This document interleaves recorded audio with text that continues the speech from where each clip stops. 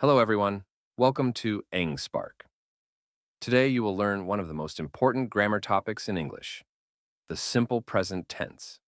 This tense is used for daily habits, facts, and things that are always true.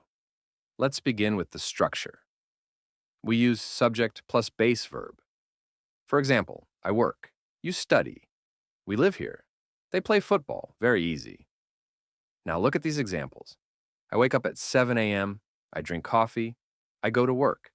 I come back home. These are my daily habits. That is why we use the simple present tense. Now listen carefully.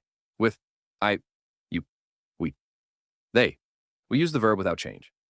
I eat, you eat, we eat, they eat. But with he, she, ipsnedse to the verb. He eats, she eats, it eats.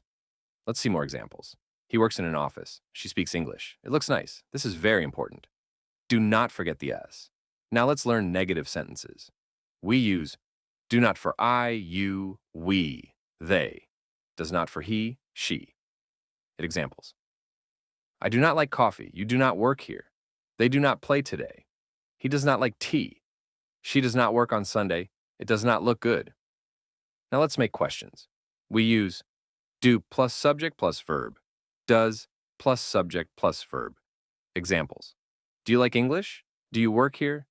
Do they live near you? Does he like football? Does she speak English? Does it work? Let's do some quick practice. I say the sentence. You repeat. I study English. She studies English. They live here. He lives here. I do not eat meat. She does not eat meat. Do you like coffee? Does he like coffee? Very good. Now remember these three simple rules. Rule 1. Use base verb for I, you, we, they. Rule 2. Add S with he, she, it. Rule 3. Use do and does for questions and negatives.